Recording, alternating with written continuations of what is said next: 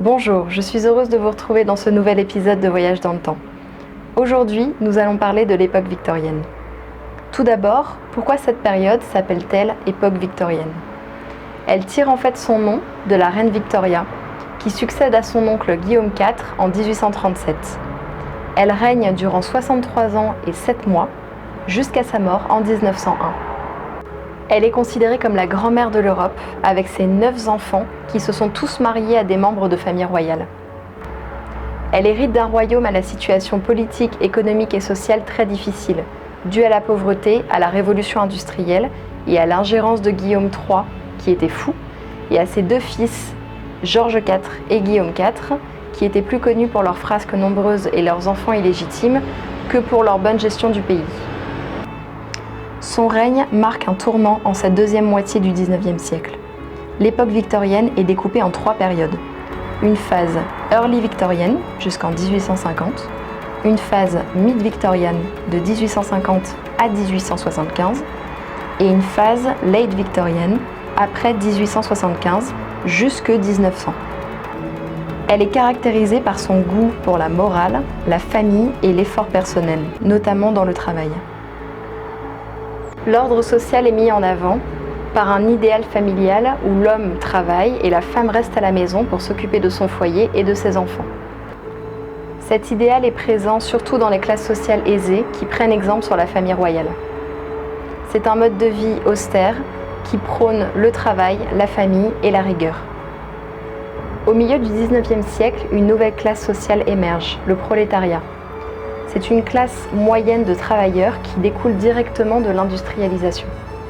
Ce sont ceux qui doivent se soumettre à un travail pour générer des revenus, souvent dérisoires, et survivre. Dans l'imaginaire collectif, la période victorienne, c'est Dickens, Oliver Twist. Une Angleterre sale, pauvre, où les gens vivent dans la misère. Les femmes doivent se prostituer, les hommes tuent et volent, les enfants sont des délinquants, livrés à eux-mêmes. C'est important de décortiquer le vrai du faux. Rappelons dans un premier temps les vérités sombres de cette période, qu'il ne faut pas nier, pour ensuite pouvoir nuancer nos propos. Les écarts sociaux sont énormes au milieu du XIXe siècle, entre les classes sociales extrêmement pauvres et les plus riches. La misère sociale est très importante et le taux de chômage est élevé. Il y a trop de monde et pas assez de travail. Entre 1830 et 1840, on recense environ 17 000 prostituées dans les rues de Londres, parfois dès l'âge de 10 ou 12 ans. Il y a une hiérarchie au sein de la pauvreté, les prostituées occupent la dernière place. Les plus chanceuses d'entre elles, entre gros guillemets bien sûr, exerçaient dans des lupanars ou chez de riches clients. Elles sont alors plus protégées que celles travaillant directement dans la rue. Certaines ont un travail de jour, comme couturières. Mais le salaire n'étant pas suffisant pour vivre, la prostitution le soir est un moyen de compléter les revenus. L'Angleterre est en retard dans des domaines comme l'enseignement, la culture ou l'industrie. Les usines ne sont pas assez développées pour permettre d'embaucher durablement. Les conditions de travail dans ces usines sont infernales. La cadence est rapide et répétitive, les journées sont longues. Les employés sont épuisés et donc se blessent facilement. Il n'y a aucune indemnité, ni mesure de sécurité ou d'hygiène. Les enfants ne sont pas épargnés par la misère. Comme nous l'avons mentionné, les petites filles pouvaient se prostituer dès l'âge de 10 ans. Dans les années 1860, il y avait environ 16 000 enfants sans domicile fixe. Ils sont dans la rue, le plus souvent à cause du décès des parents ou de violences au sein du foyer. Ils doivent se débrouiller seuls pour survivre et se réunissent en bande. Ils volent pour manger, détroussent les passants et agressent la police ou les habitants. J'imagine que cela vous fait penser à Oliver Twist de Charles Dickens, écrit entre 1837 et 1839. En effet, cette histoire dépeint bien la misère londonienne au XIXe siècle. Les conditions de vie dans certains quartiers sont très difficiles. Les logements sont insalubres, moisis, trop petits. Il y a de mauvais systèmes d'évacuation des déchets. En somme, un environnement propice au développement des maladies comme le choléra, le typhus ou la variole. Avec les prostituées, la syphilis se répand rapidement. Ce n'est qu'au milieu du XXe siècle que la pénicilline est utilisée pour soigner cette maladie. Au XIXe siècle, c'est le mercure qui est couramment employé, et il est extrêmement toxique, et aggrave plus le problème qu'il ne le résout. Le taux de criminalité est élevé. Fin 19e, c'est la période Jack l'Éventreur, un tueur en série qui sème la terreur à Whitechapel en assassinant des prostituées.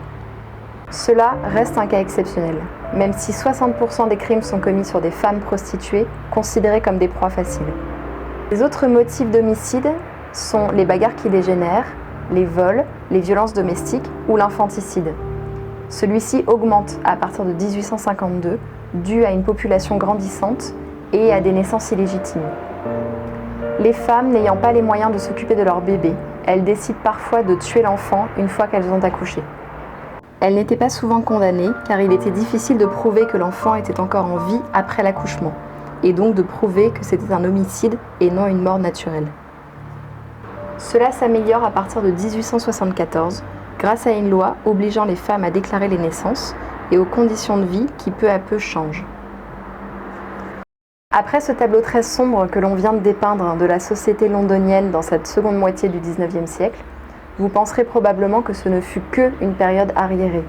Or, il n'en est rien. Dans cette partie, j'aimerais vous montrer toute la richesse et les avancées de cette époque. L'Angleterre est à son apogée en termes de grandeur et de relations internationales.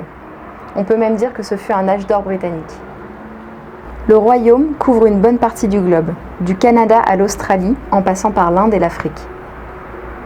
En 1870, Londres est considérée comme la capitale du monde. La ville possède la première flotte maritime mondiale. La révolution industrielle et le machinisme permettent de nouvelles avancées techniques, une ouverture sur le monde, un commerce florissant, grâce au développement du chemin de fer et aux bateaux à vapeur. On recense plus de 2 millions de machines à vapeur en 1880. En 1838, la traversée par bateau de Londres à New York se faisait en 8 jours. L'Angleterre exporte le coton venant des États-Unis, qui devient un bien courant de consommation. Les produits apportés des colonies enrichissent le pays.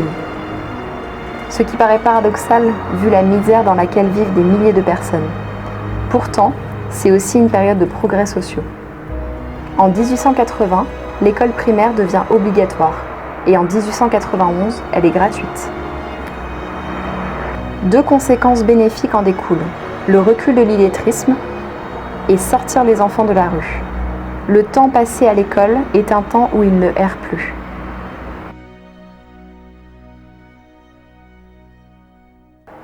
Les conditions de travail s'améliorent, les journées sont moins longues.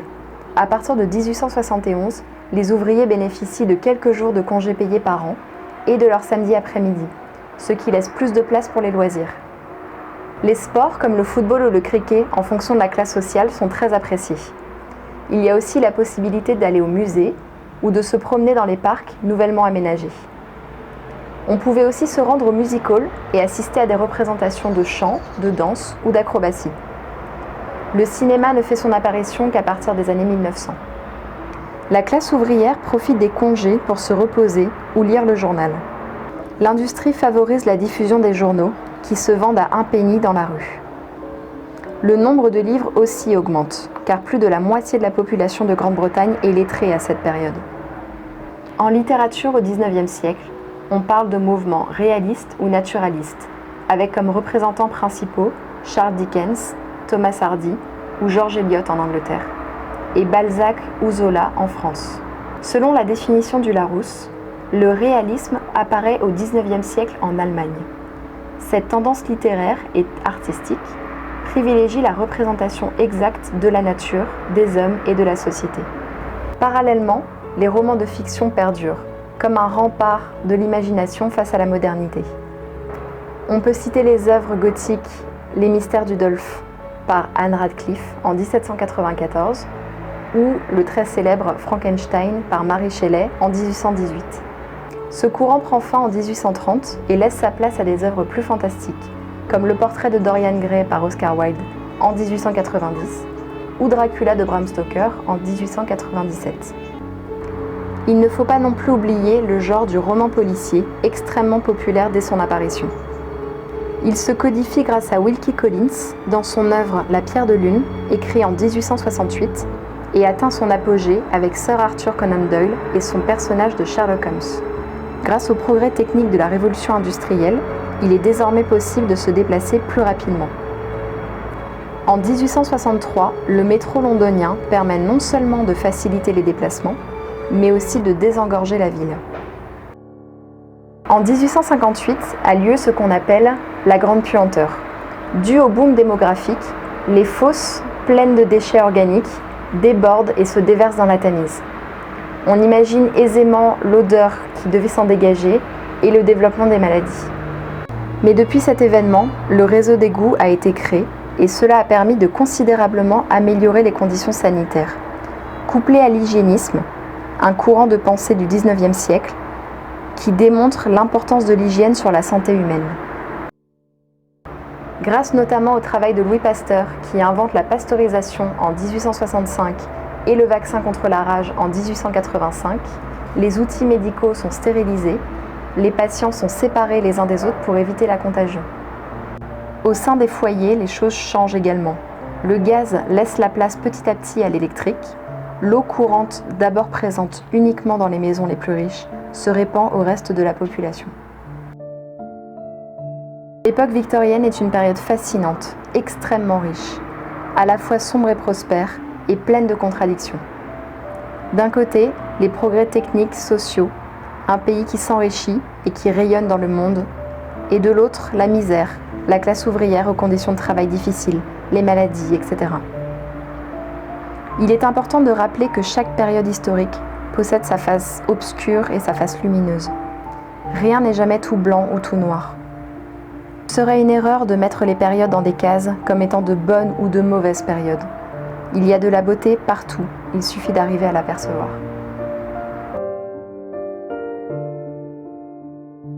Je vous remercie d'avoir regardé cette vidéo après cette année d'absence et je vous dis à bientôt pour un prochain épisode.